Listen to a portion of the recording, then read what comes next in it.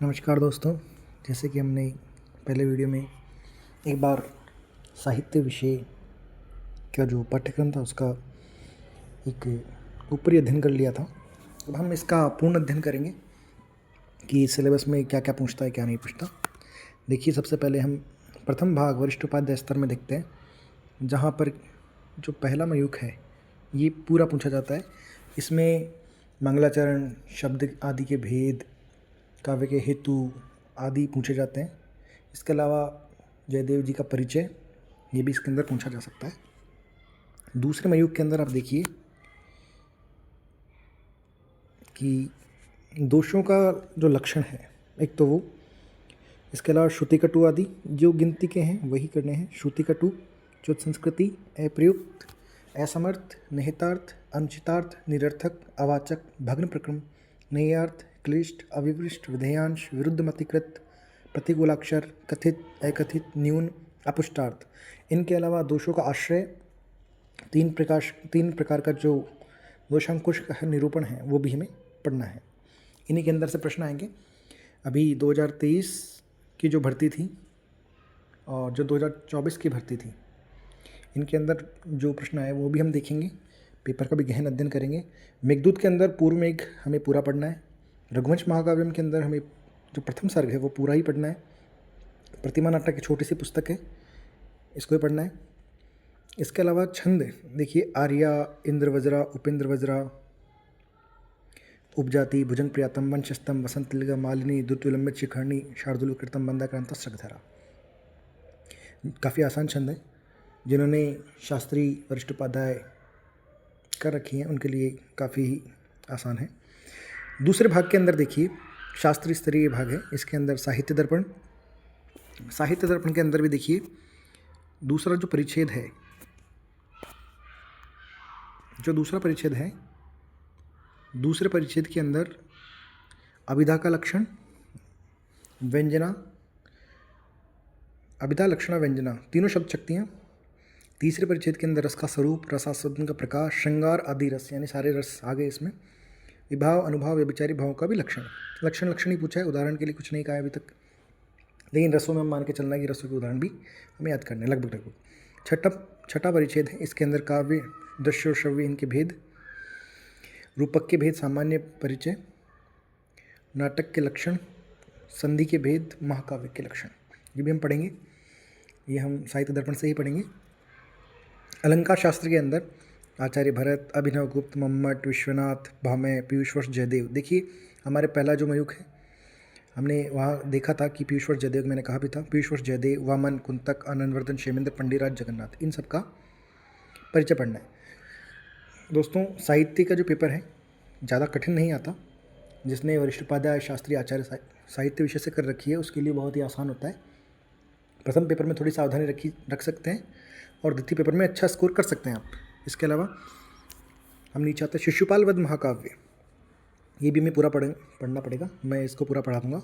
कादम्बरी कथामुखम, कादम्बरी कथामुखम के अंतर्गत, कादम्बरी मोटी किताब है, बड़ा गद्य भाग्य है काफ़ी, तो हमें जो इसका मोस्ट इंपॉर्टेंट क्वेश्चन रहेंगे हम वो करेंगे कादम्बरी कथामुख के, और इसकी जो कथा रहेगी वो हम शॉर्ट में, जितना शॉर्ट हो सकता है उतना निपटाएंगे शॉर्ट में। तीसरा मृच्छकटिकम, दोस्तों ये सबसे मोटी किताब है और इसमें प्रश्न भी सीमित ही आते हैं। 10 से 12 प्रश्न के आसपास इसमें आना चाहिए मेरे हिसाब से तो। लेकिन जो मुख्य चीज़ें हैं कि कब क्या हो रहा है, कौन सा कथानक कब बोला जा रहा है, किसके द्वारा बोला जा रहा है, ऐसे प्रश्न इसके अंदर से पुटअप होते हैं। अभी भी ऐसे ही प्रश्न पुटअप हुए थे 2024 की भर्ती में से, आगे भी इसी प्रकार के पुटअप होंगे। तो मृच्छकटिकम को भी हम अच्छे से देखेंगे और पूरी तो नहीं पढ़ पाएंगे, लेकिन जो मुख्य सार रहेगा, एक तो सार अंक, जो इसके क्रम से क्या, जिस प्रकार ये अंक चल रहे हैं, अंकों के नाम, किस अंक में क्या कौन सी घटना हो रही है, वो ये सब हमें ध्यान रखना पड़ेगा। इसके अलावा जो मूल जो मोस्ट क्वेश्चन बन सकते हैं हम एक बार उनको भी देखेंगे, सूक्तियाँ भी देख सकते हैं।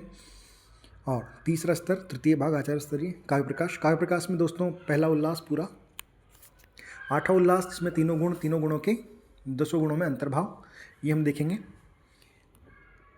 दोस्तों शैक्षणिक, मनोविज्ञान, शिक्षा शास्त्र, इनके लिए भी प्रयास करूंगा कि इनका भी कुछ आपको मैटर दे दूं, और जहां तक हो पाएगा मैटर दे दिया जाएगा। परंतु हमारा जो मूल उद्देश्य रहेगा वो 120 प्रश्न जो ये हैं इन 120 प्रश्नों के ऊपर रहेगा, मैं आपको ये अध्ययन करवा दूंगा। इसके अलावा दोस्तों, आप जब तैयारी कर ही रहे हैं तो आप एक चीज़ और ध्यान रखें कि आपको प्रथम पेपर की भी तैयारी साथ साथ करनी है। प्रथम पेपर के अंदर अगर आपका स्कोर 30 प्रश्न, 32 प्रश्न, 34 प्रश्न होता है, तो भी अगर आपका साहित्य का पार्ट बहुत अच्छा है, मजबूत है, तो आप आराम से व्याख्याता बन सकते हैं। व्याख्याता बनने के लिए कोई बड़ी भारी मेहनत नहीं चाहिए दोस्तों। जिस प्रकार वर्तमान में सुना जा रहा है, देखा जा रहा है, 240 के आसपास विद्यालय वरिष्ठ उपाध्याय हो चुके हैं। उनमें अधिकतर जो विषय स्वीकृत हुआ है वो है साहित्य। तो आप ये मान के चल सकते हैं कि जितने लगभग ही मान के चल सकते हैं 150 पद अगर अनुमानित माना जाए, 150 पद अगर साहित्य के स्वीकृत हुए हैं या 200 हुए हैं, उनमें 50% तो डीपीसी से भरे जाएंगे और 50% पे वैकेंसी आएगी। तो आप ये मान के चलें कि 200 सीट हैं, अगर 200 सीट में से 100 पोस्ट साहित्य के लिए आएंगी, तो आप लोग, मैं अभी कह रहा हूँ, मैं कमर कस के बांध लीजिए और तैयारी करना अभी से शुरू कर दीजिए। क्योंकि जैसे जैसे आज से आप तैयारी करेंगे, आपको कम से कम 6 महीने की तैयारी चाहिए होगी, क्योंकि पोस्टें ज़्यादा हैं, लोग ज़्यादा मेहनत करके आएंगे। अभी 2 भर्तियाँ गई है लगातार विभाग में। तो मैं ये कहूँगा कि आप जल्दी ही, अभी अगर आपने मन नहीं बनाया तो अभी बनाएं और रेगुलर पढ़ें। थोड़ा भले ही थोड़ा पढ़ें, लेकिन थोड़ा थोड़ा पढ़ना शुरू करें। आगे की जानकारी जिस प्रकार देखते हैं कि इसके अंदर एक जो अभी पेपर हुआ था अक्टूबर 2024 में, एक पेपर उससे पहले 2023 में हुआ था। उन दोनों पेपर को भी मैं यहाँ सॉल्व कराऊंगा और मैं ये देखूंगा कि जो जो प्रश्न अभी तक आ चुके हैं उन प्रश्नों को एक बार सॉल्व कराने से काफ़ी हद तक आपको मदद मिलेगी। लेकिन पहले मैं ये चाहूँगा कि पहले हम चंद्रालोक पढ़ लें। चंद्रालोक एक बहुत ही इम्पोर्टेंट पुस्तक है वरिष्ठ उपाध्याय स्तर में। काफ़ी हद तक ये इसमें 25 से 30 प्रश्न आने की संभावना रहती है। तो हम ये चाहेंगे कि 25 से 30 प्रश्न अगर हमारे एक साथ सही हो जाते हैं, तो मेघदूत, रघुवंश, प्रतिमा नाटक, इनके अंदर भी हम 7-7, 8-8 प्रश्न मान के चलते हैं। तो 25 इनके और 5 ये, तो इस प्रकार ये 55 प्रश्न हो बन जाते हैं। 25, कभी कभी रेशो दोस्तों ज़्यादा भी निकल जाता है, चंद्रालोक में से 30 प्रश्न आ जाते हैं, कभी 32 आ जाते हैं। परंतु जो हमारा वरिष्ठ उपाध्याय स्तर है, यही सबसे हमें ज़्यादा मजबूत रखना है। सभी लोगों को जो वरिष्ठ उपाध्याय स्तर है, यहाँ पर ही दिक्कत आती है।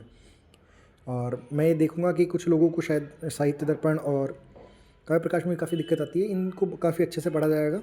और मेरी पूरी कोशिश रहेगी कि आप लोगों के काफ़ी अच्छे नंबर आएँ जब भी भर्ती हो, और आप में से भी नए नए लोग व्याख्याता बने। धन्यवाद साथियों, जल्दी मिलेंगे।